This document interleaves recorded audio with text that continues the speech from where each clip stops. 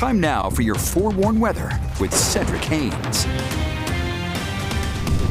All right, happy hump day, Utah. Let's talk about the tropics first before we dive into our forecast, because we have a tropical storm, Helene, right now. This is the latest update that just came out. This thing is organizing quickly this morning, and notice it's growing in size as it tries to shoot through the Yucatan Peninsula now. So the latest wind sustained at about 70 miles per hour. That's 4 miles shy of what it needs to become a hurricane, and that will likely happen as we get into the next update this morning, and then it makes its way towards the north. So by later on today, this thing, and later on tonight, it's going to strengthen rapidly and likely become a Category 2 hurricane by as early as late tonight with winds over 100 miles per hour. Then it makes its way towards the peninsula here around the Big Bend of Florida here before it makes landfall sometime Thursday evening. So that's tomorrow evening. So this thing is going to go from a tropical storm to a major Category 3 storm with winds over 120 miles per hour in basically 24 hours and make its way into portions of Florida here around the Tallahassee area. But what's even more interesting is this thing is likely going to be shooting north,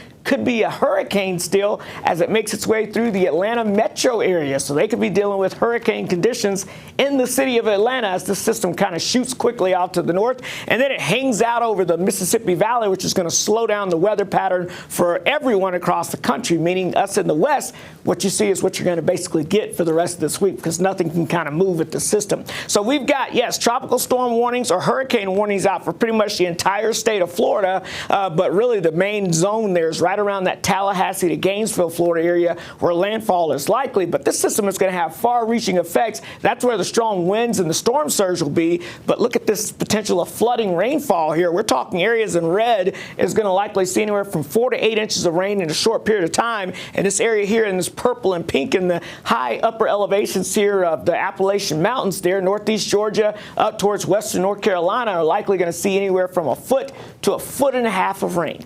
Man, but for us, we don't have to worry about any of that. Look at these temperatures. 49 in Vernal, 48 in Delta, 46 in Milford and Cedar City. It's 66 degrees currently in St. George. Our big weather story is the big blue H, this big dome of high pressure covering the western half of the country. Everything goes up and around it. A very summer-like pattern for us, so we're going to see summer-like weather. Wednesday in St. George, looking at highs in the upper 90s with plenty of sunshine. I think we stay away from the record high, which is 103, but that may change later this week. Wasatch Front, we're going to go with about 91 degrees for Salt Lake City. Sunshine, the record high is 93. Again, I think we stay away from that as we get towards that time frame there. So temperatures, 91 Salt Lake, 98 St. George, about 89 in Delta, 91 degrees in Hanksville.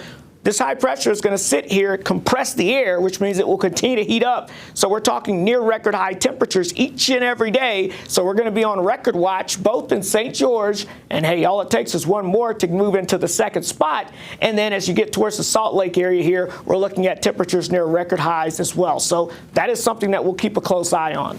Lots of sunshine across the area. We're looking at those temperatures again heating up. The chances for rain over the next 7 days not looking too pretty good here across the area.